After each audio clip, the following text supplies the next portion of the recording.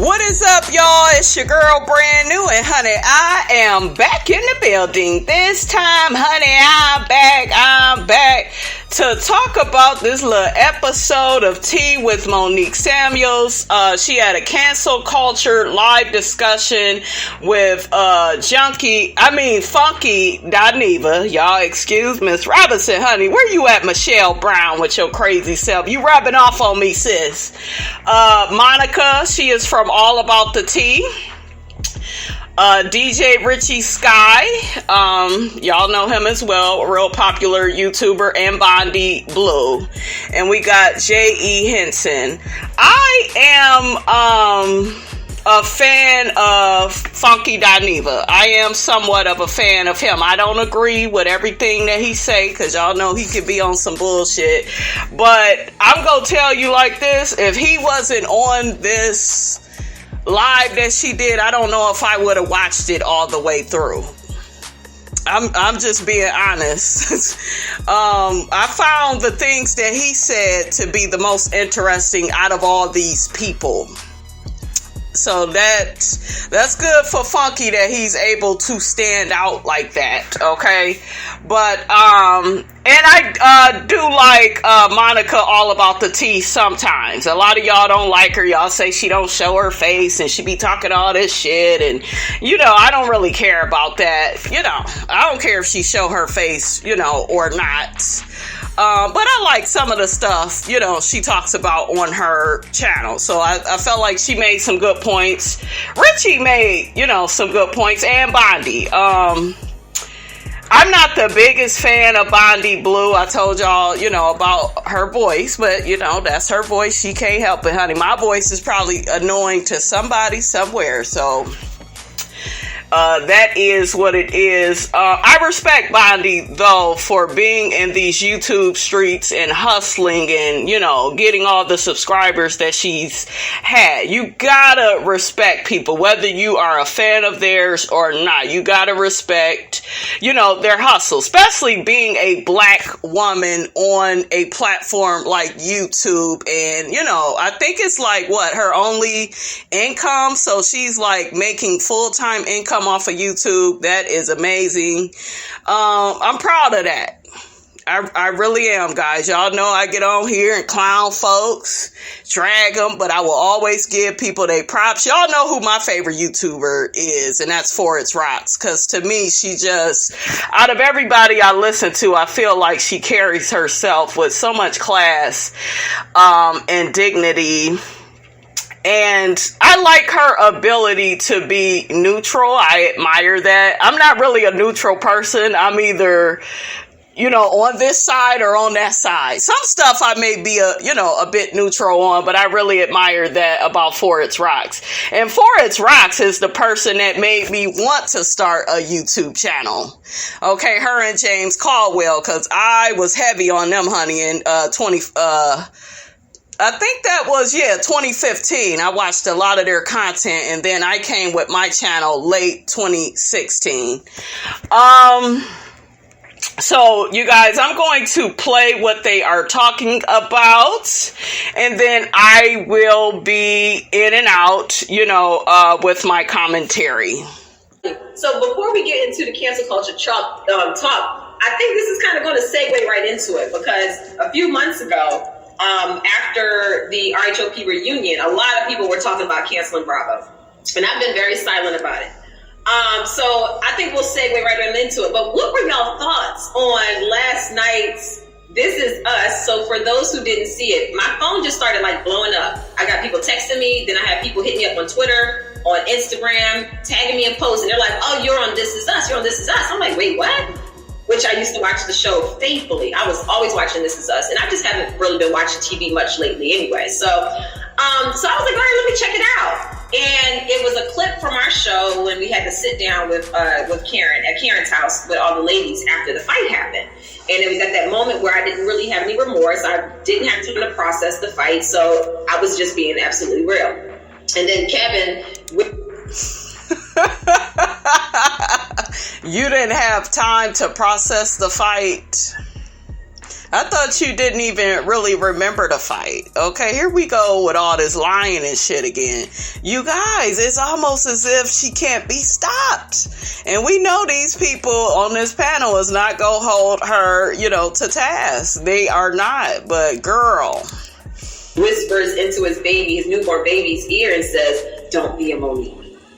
So immediately I was like, oh shoot, let me go ahead and start promoting Mila Eve. Let me jump on here and show Biden the time and take advantage of this moment. But I want to know, what were y'all's honest thoughts? Like, if y'all saw it, what were y'all thinking? There were so many mixed reviews in the comments and mixed emotions, and people started hashtagging Team Monique, be a Monique, so I hashtagged it. So I don't know what to think about it. What do y'all think? I thought it was funny.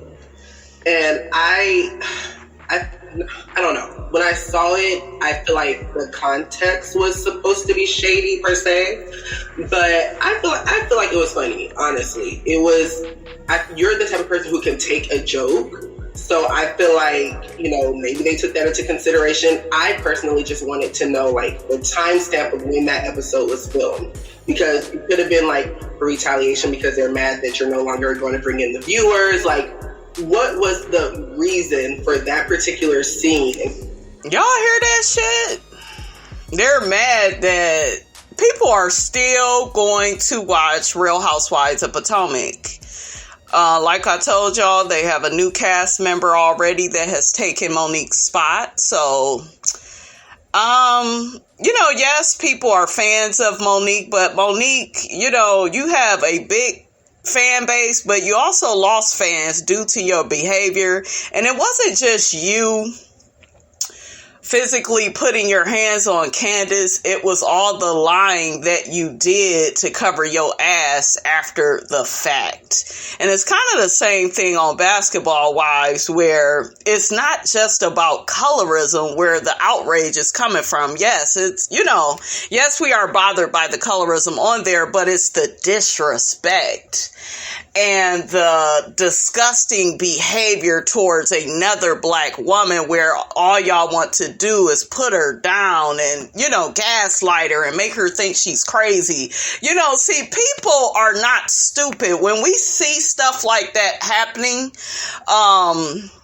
as a viewing audience, we get outraged by that. We don't like that. We have to speak up. So I think that, that's why people had the reactions they had with Monique and Candace and the whole fight thing, and then the situation with OG and the women on Basketball Wives. So, and for your name to be brought up, that's just my only question. Right. Yeah, I thought it was funny. It was cute. I think it's free promo. Yeah, exactly. I mean, look at it like that. I think it's it's not easy. People think it's easy to get on TV. It's not easy to get on TV, yet alone a big four network during the prime time. There are people who don't even know what Monique is and going to be looking up what is a Monique, what's all this hoopla. It was just a great placement. I mean, and of all the shows, somebody felt touched in their soul to take that clip. I think it's an honor, to be honest. I think it's iconic. I love the show. I review the show. The show in itself is iconic. So the fact that they took that little snippet of you, yeah, I show girl, and put you up there on the screen, even with the little shade that he threw, it didn't even matter. I was just like, oh my God, Monique's on This Is Us, and I think that that's the feeling overall, and that's the vein we should keep it in at the end of the day, because I ain't seen none of them other heifers getting that much screen time. Shout out to Miss Wendy Osefo for getting her little screen time. I see she's trying to put on a toe. Good luck. But, Bondi, why you shading Wendy just because you like Monique? I get being a fan of a person, but you ain't gotta shade Wendy Osefo. Wendy is very educated and sounds educated, compared to... Let me be quiet. Let me be quiet, honey. I think it's great. Mm-hmm. Monique, I thought it was epic. Really and truly was an epic moment. Did y'all see Monique Samuels on This Is Us? I really need to see the clip, honey. I ain't even seen it. Child, I tried to look it up. I couldn't even find it. So maybe I'll run into it later, you guys. And I was proud of you. I was like, go, Monique. And then somebody brought it to my attention, like, wait a minute, are they throwing shade at Monique? Girl, just ride the wave. It's free, like DJ Richie said, it's free publicity. To millions of viewers, right? People who don't even watch RHOP. And the fact that they still have you on their mind speaks volumes. They still thinking about you. See, they just building up her ego, and yeah, she's just so popular. She's the fan favorite, and she is no ma'am. You know, like, I really want to see this clip. I just really want to see it. I can't stop thinking about you. Taking up space in their head. I love it. Well, great. Thank you, Marcella, for the super chat. She said this panel is fire. Hit the like button, show the love. Get some Mila Eve, too. I love it. Thank you. I took the liberty of bringing up the definition of cancel culture. Okay. So it says, cancel culture is a modern form of ostracism in which someone is thrust out of social or professional circles, whether it be online, on social media, or in person. Those who are subject to this ostracism are said to have been canceled. So, thank you for the definition. and ask me how many times I've been canceled. How many? There was like a year when I was getting canceled like every 2 months. The biggest cancellation scandal I had was when I called Blue Ivy ugly, and yo ass shouldn't have called Blue Ivy ugly. He was all the way wrong for that. You know, that little girl is a child. But see, this is the weird thing, you guys, about YouTube. You have to know who you are, and you have to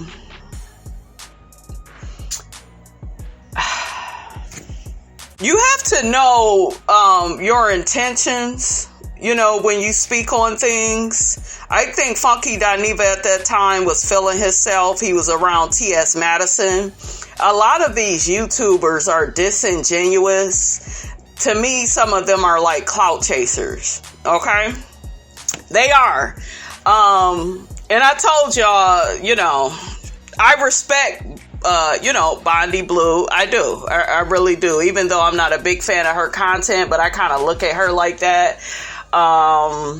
Who else on this? Funky Dineva is definitely a clout chaser. Y'all see how he did Michelle. And then I caught him kind of saying some stuff about her. I don't know if it was on this episode, but I know that I heard him saying some nasty stuff about Michelle Brown. And Michelle Brown, you know, y'all know Atlian. She ain't had no friends and she didn't have this. Nigga, you didn't have a place to stay. Did you forget about that?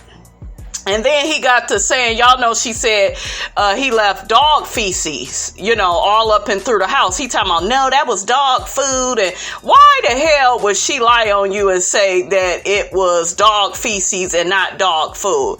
Point of the matter is, sir, you were out of order. You were staying up in her house. And I do not like how he tries to make it seem like he's so much bigger than her. This girl has her own website. And you may not like Michelle, you know, her channel just may not be for you. But what I notice a lot of people do is they try to make it look like Funky Dineva is just outshining her. And, oh, he's on Fox Soul. Oh, he was on Married to Medicine. He was like, Michelle is the one that was introducing him to the people in Atlanta and stuff like that. Yeah, he, you know, got popular after they fell out, I'm sure. But don't forget, you know, where you came from. Don't try to knock her down to build yourself up. And then I heard him say on another interview, oh, she's still in the same place I left her. And bitch, she owns property. What do you own besides your YouTube channel? Okay, do you own a home? Okay, what all you got going for you? Like, to me, and I like Funky Dineva, don't get me wrong, guys, but there's something very clout chaserish about him, because it's kind of like, yeah, I'm popular and everybody knows me, you know, and don't nobody fool with Michelle. She smell like fish. Don't nobody like her. And, you know, and to me, going back, because I know I'm kind of all over the place, guys. Going back to the Blue Ivy comment, he made that comment because he wanted some outrage. He wanted attention. And the attention that he was already getting, it wasn't enough. Do you see what I'm saying? That's the thing about YouTube. YouTube can be like a drug if you don't know who you are. Okay? Like they always say, fame is a hell of a drug. And he called that girl that, not so much because he probably felt she was ugly, because who the fuck is he? And then he gets his ass on here calling OG ugly. Bitch, have you seen yourself? Like some of these men on YouTube and some of these women sitting up here calling OG ugly. Have you looked at yourself in the mirror? Excuse you? Okay, I know that OG is not everybody's cup of tea, but to be calling people ugly and you ain't that damn cute, like, child, that's a story for another day. But yeah, there's something immature about Funky. I don't know, like, and out of him and Michelle, I gotta say I like Michelle more. I do. I like Michelle more. I listen to Funky, but I like her more because I feel like she's more of herself. I told y'all got YouTubers on here that will say, I'm not messy. I'm not spilling tea. They got it in their intro. I don't spill tea. We don't sip anything over here. But yet you get your ass online like everybody else talking about everybody. Okay? You got an opinion like everybody else, but you think because you dress it up and say, oh, I'm not messy, you're not messy. And let me say something else really quickly. I admire a YouTuber, right? I'm a fan of her channel. Color Me Pink. I'm a fan of Color Me Pink. And I'm going to tell y'all why I'm a fan of Color Me Pink. Color Me Pink. She's very funny. And I feel like she has, really great content. She's a businesswoman, but Color Me Pink has integrity, right? And I'm going to tell you how I know versus some of these other people I used to watch, Color Me Pink with the whole Basketball Wives situation. I watched her last year and this year, right? Because everybody is outraged about Basketball Wives and, some YouTubers are reviewing it. Some people are not. That girl said that I'm not reviewing that show. I'm done with it. I'm not giving them any viewership. I respected that, okay? This is what she said last year. Don't you know that Color Me Pink stuck to what she said? She really stuck to it. But you have YouTubers that act like they are just so deep and so genuine and just so down for people. And, I don't know, they really seem and appear, to be really articulate and educated and, spiritually awake, with all their thought processes on different issues, on politics, relationships, I've seen YouTubers like that.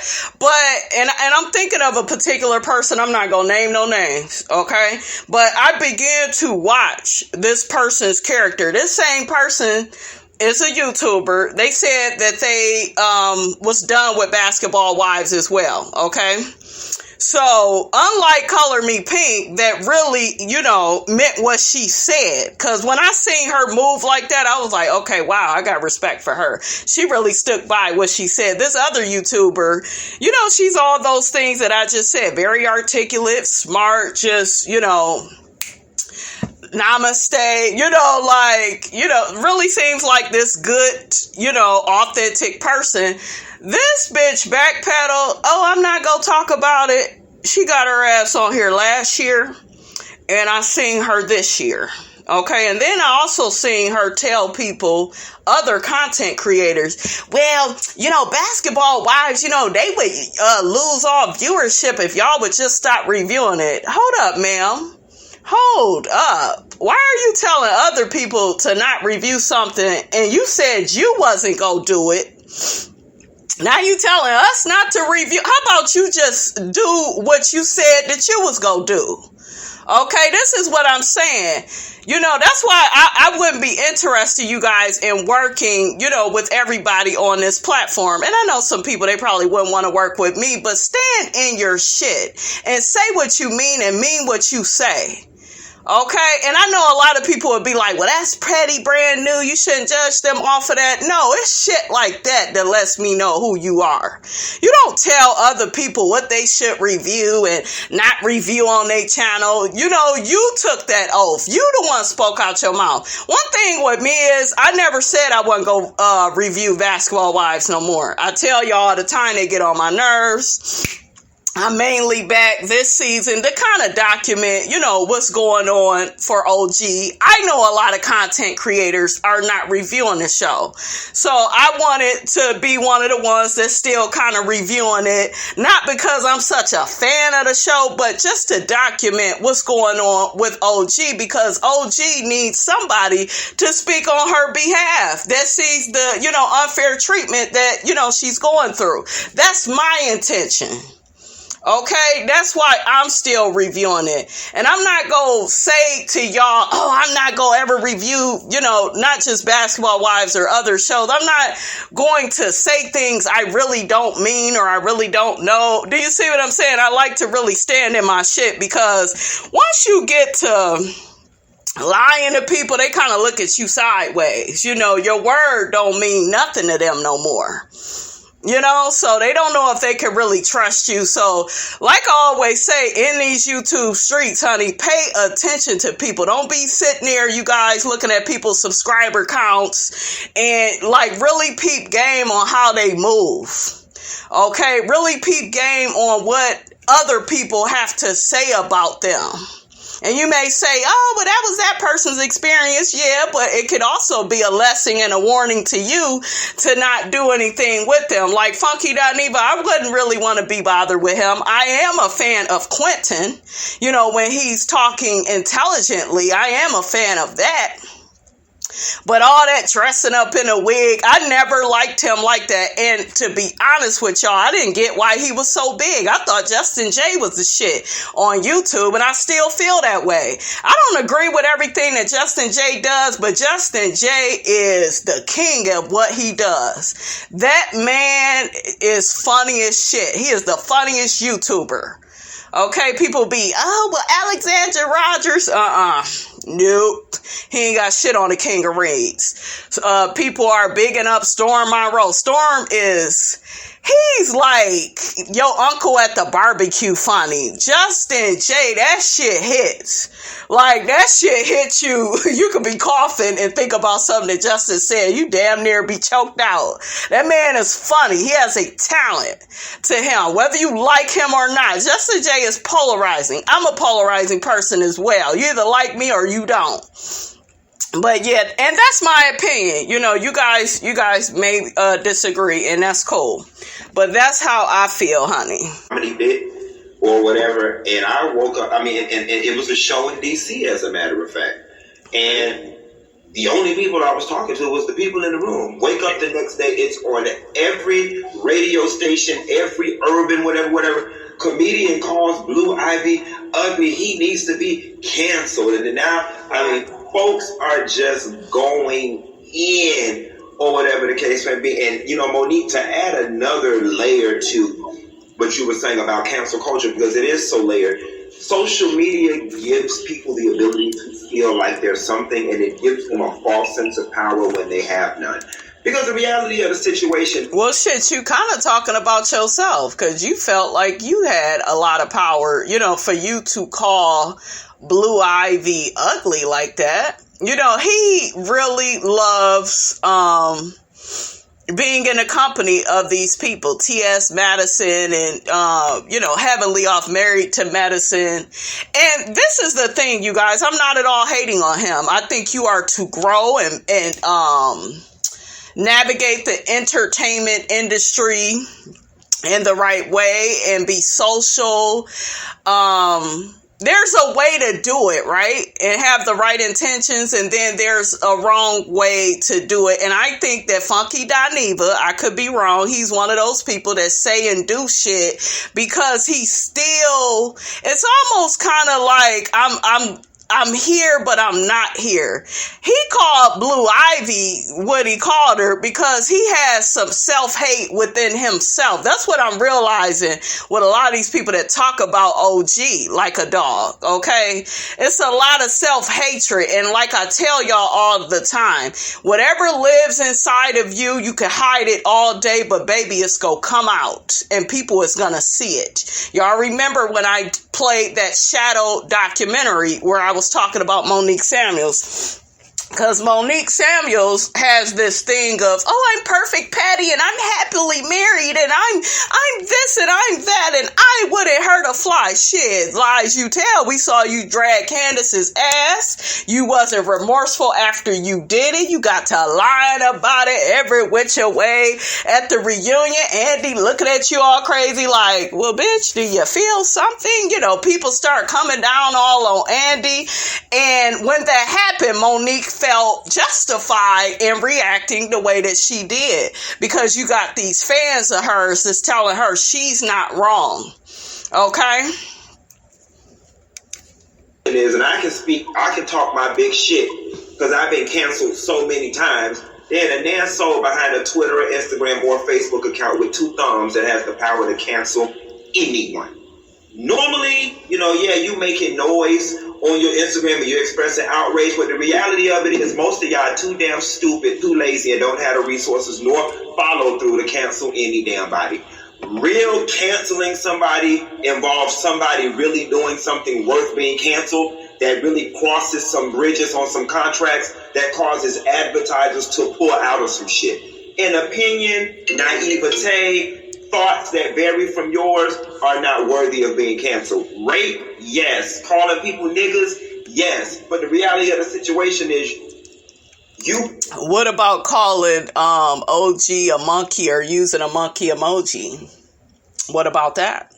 People on social media, while you think you've done something, you really don't have that much power. Margaret from Detroit that works at the DMV. So, before y'all go, I want to answer this. Love and Hip Hop said, Monique, have you ever canceled Funky? Now, there was a season where Funky went in on me. I think it was season 3. But I'm going to be honest with you. I love Funky from the time I ever watched the show. And my first season, he was definitely Team Monique. But even there was times where you checked me even then. Check me season 3. And I didn't get mad because I said he's going off of what he sees on the show. There were times where we would message and DM and Twitter and just having a little small chat or small talk. And no, never canceled them. And we're good. So I'm not a sensitive person. Like, I don't. Girl, you are sensitive. And there's nothing wrong with being sensitive.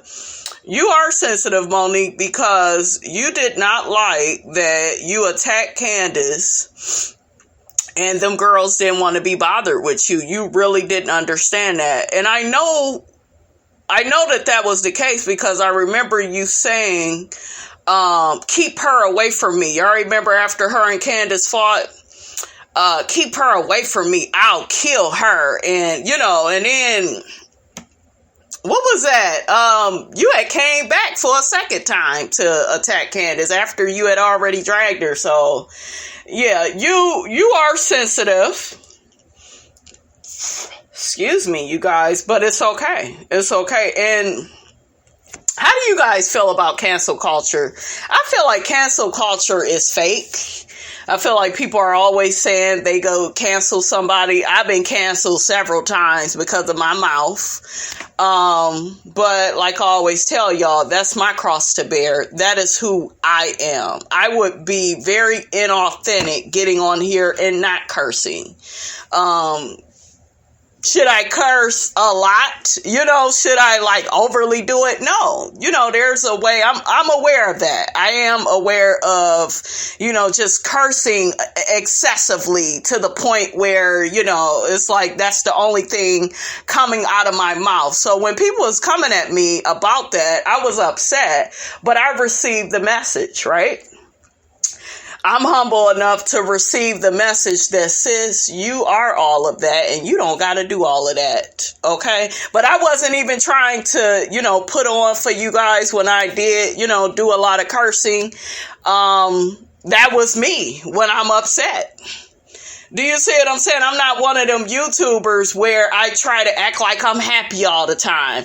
Oh, I'm just, I show y'all pretty pictures and, oh, I'm just so perfect and life is this and life is that. I tell y'all, I'm a single parent. I tell y'all I'm not married and I don't want to be married. I really let y'all in. I let y'all know that I have a narcissistic mother. My mother is not in my life anymore. Do you see what I'm saying? And I have to deal with, the ramifications of that. So I really let you guys in because guess what? If I don't let you into who I really am, I would hate for me to have a moment and you find out then and be like, well, damn, this bitch is fake because she be getting on here, acting all, that's why I let it all hang out on YouTube, and I really try to be genuine and authentic to myself, right? It doesn't bother me when people say something about me that they believe to be true. Like it doesn't do anything to me. So I appreciate people's just opinions. Like I appreciate opinion, and that's the thing that scares me about just the whole cancel culture mindset is that it kind of takes away from freedom of speech. Like you're no longer able to have an opinion. You're no longer able to voice what it is you want to say, and then you get to a point where now you're scared to say whatever because you think that people are going to judge you or try to throw you under the bus for simply having an opinion. We're not all supposed to walk around with the same thought process or the same mind. We're different for a reason, and we should appreciate people's differences. So if it helps at all, I mean, cancel culture is really kind of fickle, and it's more of a momentary pause than anything else. Mm-hmm. From what I've learned from just doing this, YouTube thing and just sort of giving commentary, I mean, it seems like people want to cancel something every other day. But then about 30 days later, okay, after 3, 4, 5, 6 other cancellations, they kind of have forgotten about the original cancellation from 30 days prior to. Right. You understand what I'm saying? So it's real fickle. Mm-hmm. It is fickle. I was going to say, there's one thing to jump on a social media bandwagon, and then there is another to feel something in the pit of your soul. Like when something really, if you're a rape survivor and somebody makes an off-color comment about rape, it's going to hit you a different way than it's going to hit me. You know what I'm saying? So I might hit my Twitter fingers and say, oh, he was wrong for that. But I'm still going to go out and buy that CD because like Richie said, 7 days later, y'all are on to the next thing. Much like yourself, in this business, I've had to learn, and this is not disrespect, but the average American is stupid and has the attention span of a kindergartner.